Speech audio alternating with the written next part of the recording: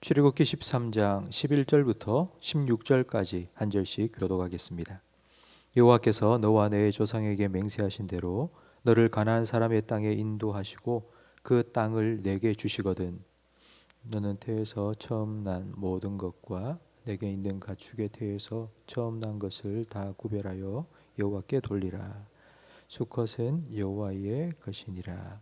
나귀의 첫 새끼는 다 어린 양으로 대속할 것이요 그렇게 하지 아니하려면 그 목을 꺾을 것이며 내 아들 중 처음 난 모든 자는 대속할지니라. 후일에 내 아들이 내게 묻기를 이것이 어찌 됨이냐 하거든 너는 그에게 이르기를 여호와께서 그 손의 권능으로 우리를 애굽에서 곧 종이 되었던 집에서 인도하여 내실세. 그때에 바로가 완악하여 우리를 보내지 아니하므로 여호와께서 애굽 나라 가운데 처음 난 모든 것은 사람의 장자로부터 가축의 처음 난 것까지 다 죽이셨으므로 태에서 처음 난 모든 수컷들은 내가 여호와께 제사를 드려서 내 아들 중에 모든 처음 난 자를 다 대속하리니 이것이 내 손의 기호와 내 미간의 표가 되리라. 이는 여호와께서 그 손의 권능으로 우리를 애굽에서 인도하여 내셨음이니라 할지니라. 아멘. 이스라엘 백성이 해마다 지켜야 할 유월절과 무교절은 하나님의 구원을 기억하기 위함입니다. 유월절과 관련해서 이스라엘 백성이 반드시 지켜야 할 규례 중에 하나가 바로 오늘 본문에 기록되어 있는 초태생 대속 제도입니다. 12절 말씀에 보니 너는 태에서 처음 난 모든 것과 내게 있는 가축의 태에서 처음 난 것을 다 구별하여 여호와께 돌리라. 수컷은 여호와의 것이니라 말씀하십니다. 출애굽을 위해서 하나님께서는 10번째 재앙을 애굽에 내리셨습니다. 애굽의 모든 처음 난 것들이 죽었습니다. 그러니까 바로의 장자로부터 그리고 가축의 처음 태어난 것까지 다 죽었습니다. 그러나 이스라엘 백성 중에는 하나님께서 말씀하신 대로 양을 잡아 그 피를 발라 놓으니 죽음의 사자가 넘어가게 되었고 그들은 살았습니다. 원래는 다 죽어야 됩니다. 그들도 애굽에서 똑같이 애굽 사람들이 섬기던 신들을 섬겼고요. 우상 숭배를 했던 죄인들입니다. 다 똑같이 죽어야 되지만 하나님께서는 그들을 구원해 주셨습니다. 그래서 처음 난 것들은 다 하나님 것이니 하나님께 대속해야 된다라고 말씀하신 것입니다. 여러분 단순하게 이런 의미만 담겨져 있는 게 아니고 그게 더 깊은 의미가 있습니다. 유월절 첫 번째 유월절을 경험한 이스라엘 백성들은 다 이런 마음을 가졌습니다. 내가 죽어야 되는데 나는 안 죽고 살았다. 그래서 나는 내 삶을 하나님께 헌신해야 되겠다. 이런 마음을 첫 세대들은 다 가지고 살았습니다. 그런데 아들이 태어나고 손자가 태어나고 증손자가 태어나면서 그들은 잘 모릅니다.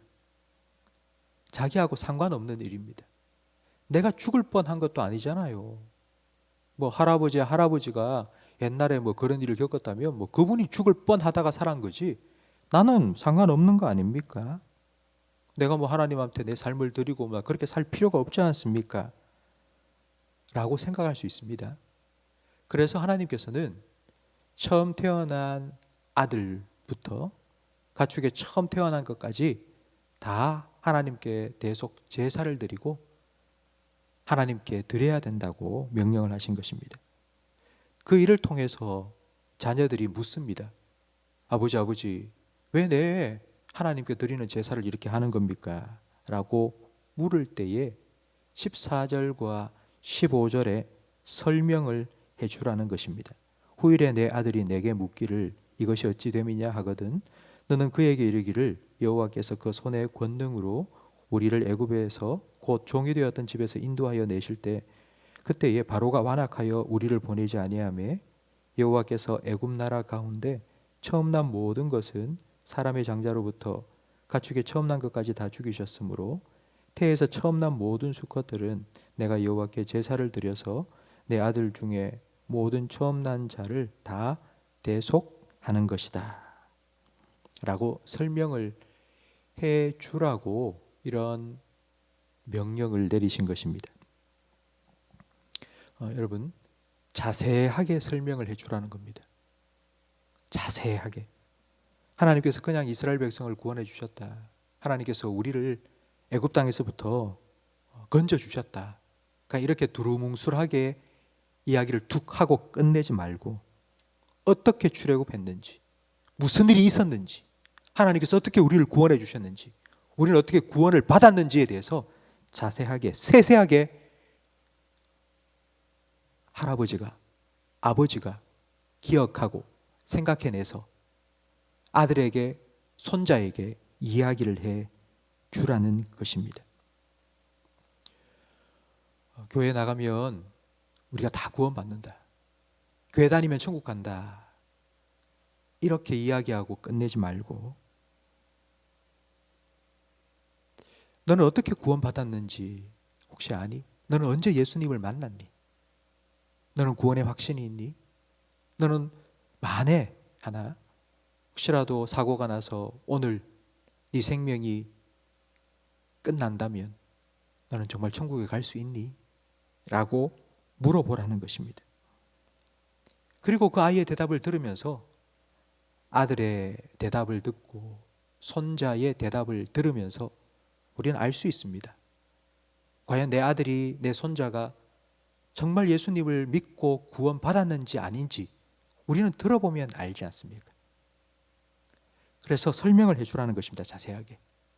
왜 예수님께서 십자가에 못 박혀 죽으셨는지, 그 방법 외에는 우리가 구원받을 수 없는 죄인이라는 사실을 아들에게, 손자에게 자세하게 설명을 해주라는 것입니다. 그리고 아빠는 언제 예수님을 만났고 아빠는 어떻게 이 구원의 확신을 갖게 되었는지 자세하게 이야기를 해 주라는 것입니다. 저는 우리 아이들이 어릴 때 이제 겨우 막 말을 배우고 아빠 엄마 라고 말할 그때부터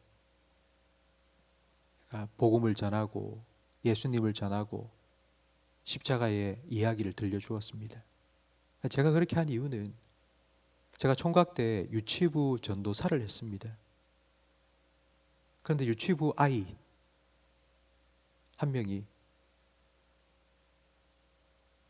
갑작스럽게 천국으로 갔습니다.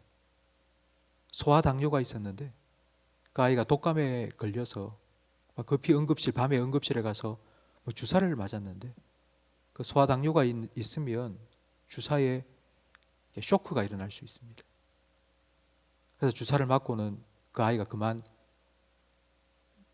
갑자기 죽은 것입니다. 제가 새벽에 어머니의 전화를 받고 병원으로 쫓아가면서 제 마음속에 이런 생각이 드는 거예요. 유년부 아이들에게 제가 설교를 하면서 재미있는 이야기, 성경에 나와 있는 재미있는 이야기 들려주었는데 과연 내가 복음을 전했나? 나이가 이제 8살, 9살밖에 되지 않았지만 이 아이도 천국 갈 일이 생길 수 있는데 내가 과연 이 아이에게 정말 복음을 전했나? 라는 그런 생각이 들었습니다. 그래서 시간이 되면, 틈만 나면 복음을 전하고 십자가, 일부러 제가 설교하면서도 계속 손을 펼쳐서 십자가라고 말씀드리는 이유가 그때부터 저는 결심을 했기 때문입니다. 16절 말씀에 보면 이렇게 하는 것을 내 손의 기호와 내 미간의 표가 되게 하라고 말씀합니다. 손은 우리가 일상생활하면서 가장 많이 사용하는 신체의 일부입니다. 근데 이 손에 기호를 삼는다는 말은 가장 많이 사용하기 때문에 가장 많이 볼 수밖에 없습니다. 그러니까 늘 보이도록 하라는 것입니다. 그리고 미간에 또 표가 되라고 합니다. 미간이라는 건 자기가 자기 미간을 잘 못 봅니다. 다른 사람이 보면은 미간이 잘 보입니다. 다른 사람이 늘 보도록 만드는 여기에다가 표를 해놓으라는 겁니다. 그러니까 내가 늘 사용하는 손에 기호를 삼고 다른 사람이 보면은 딱 보이도록 표를 삼으라고. 그러니까 이 말의 뜻은 늘 잊지 말고 기억하라고. 우리가 어떻게 구원받았는지, 우리가 예수 믿는 그리스도인인지 그 표시를 하고 살아가라는 의미입니다. 아들이 결혼을 하고 이제 신혼집에 아버지가 처음 찾아갔습니다. 아들 신혼집을 쑥 둘러본 아버지가 이렇게 말합니다. 야, 참 집 좋다. 야, 가전제품도 너무 좋고, 야, 이렇게 잘 사는 모습 보니까 참 기쁘다. 라고 말씀을 한 후에 아버지가 이렇게 말합니다. 아들아, 그런데 어떻게 이 집에 예수 믿는 집안이라는 표시가 하나도 없니? 막 삐까뻔쩍하게 인테리어하고 막 최고급 가전제품으로 다 둘러놨는데 예수 믿는다는 표시가 하나도 없다는 것입니다. 성경에 펴놓든지 찬양을 좀 틀어놓든지 성화 액자라도 걸어놓든지 성구라도 하나 좀 걸어놓든지 좀 해라. 들어와서 보면은 우리가 예수 믿는 집안이구나 라는 걸 좀 표시가 나도록 좀 해라 라고 아버지가 이야기를 했습니다. 우리가 물론 교회 와서 신앙생활 하는 것도 참 중요합니다. 그러나 가정에서 어쩌면은 내 신앙을 표시한다는 것, 이것이 당연한 것 같고 다 그렇게 하고 있는 것 같은데 사실은 그렇지 않은 경우가 참 많은 것 같습니다. 가정에서 내가 그리스도인이고 난 예수 믿는 아버지라는 사실을 드러내고 살아가는 것, 이것이 하나님께서 바로 이 유월절 그리고 초태생 대속제도를 이스라엘 백성에게 명령하신 이유입니다. 그래서 우리 교회에서는 올해 나와 내 집은 여호와를 섬기리라 라는 표를 정하고 가정 예배를 드리고 있습니다. 여러분, 가정 예배를 드린다는 것, 사실 저도 가정 예배를 드리면 한 5분 한 10분도 안 걸립니다. 그 순서대로 쭉 하고 한 사람씩 기도 제목 내누고 함께 통성기도 같이 하고 그리고 예배를 마치는데요, 뭐 길어야 한 10분 정도밖에 걸리지 않습니다. 일주일에 한 번 10분 가정 예배를 드리는 그게 왜 그렇게 중요한 걸까요? 그건 우리 온 가족이 함께 모여서 우리는 하나님을 믿는 사람이다 라는 것을 다시 한번 표시하고 확인하는 시간이기 때문입니다. 여러분, 저는 우리 모든 성도님들의 가정에 이 가정 예배가 다 든든히 세워지기를 계속 기도하고 있습니다. 혹시 여러분 중에 우리 자녀들이 믿지 않아서, 나 남편이 믿지 않아서 가정 예배를 난 드릴 수가 없다라고 생각하는 분 혹시라도 계신다면 여러분 기도하십시오. 하나님께 그 영혼을 맡기시고 기도하십시오. 하나님께서 자녀를 우리에게 보내주신 건 우리가 그 자녀를 가장 사랑할 수 있기 때문입니다. 그 자녀의 신앙의 문제, 그 영혼의 문제를 우리만큼 관심을 가지고 기도해 줄 수 있는 사람이 없기 때문입니다. 그 자녀를 그래서 우리에게 맡겨주신 겁니다. 그리고 자녀에게 얘기해 주세요. 내가 널 위해서 늘 기도하고 있다고, 하나님께서 널 도와주실 거라고, 하나님께서 널 책임지실 거라고 늘 기도해 주십시오. 설교하지 마시고 한마디씩 툭툭 던져주십시오. 손자를 위해서, 얘야 내가 널 위해서 기도하고 있단다, 늘 이야기를 한마디씩 툭툭 해주십시오. 그러면 아들의 마음에, 손자의 마음속에 할머니가, 아버지가 나를 위해서 이렇게 기도하고 있구나 라는 것을 늘 기억하며 살아가게 될 것이고요, 그 생각하는 것이 세상으로부터, 악으로부터, 죄로부터 그 영혼을 지켜줄 것입니다. 그렇게 하나님께 맡기시고 가정을 위하여서 정말 가정이 하나님 앞에서 온전히 예배하는 그런 가정이 될 수 있도록 기도하고, 또 그 일을 위하여서 신앙의 표시를 늘 가정에서 드러내며 살아가시는 저와 우리 모든 성도님이 되시기를 주님 이름으로 축원합니다. 기도하겠습니다. 유월절을 지키라고 명령하심으로 부모에게는 구원의 기억을 다시 한번 하고, 그리고 자녀에게는 하나님을 더 깊이 알아갈 수 있도록 계획하신 하나님 아버지, 우리 모든 성도들 가정 위에도 이렇게 신앙이 함께 형성되어지고 부모의 신앙과 자녀의 신앙이 함께 공유되어지는 그와 같은 믿음의 역사가 일어날 수 있도록 하나님께서 축복하여 주옵소서. 나와 내 집은 여호와를 섬기리라. 이 고백이 우리 모든 성도들의 가정에 고백이 되어서 함께 가정 예배를 드릴 수 있도록 믿음 안에 하나가 되는 은혜를 허락하여 주옵소서. 이를 위하여서 우리가 기도하고 있사오니 하나님, 믿지 않는 가족들을 위하여서 기도하는 우리 성도들의 기도에 응답하여 주시고, 특별히 한나의 기도에 응답하신 것처럼 우리 자녀들을 주님께서 새 생명을 허락하여 주시고, 주 예수를 믿으라 그리하면 너와 내 집이 구원을 받으리라 약속하신 말씀처럼 하나님, 믿음으로 온 가정이 하나가 되어서 함께 하나님을 섬기며 예배할 수 있도록 크신 은혜 베풀어 주시옵소서. 예수님 이름으로 기도합니다. 아멘.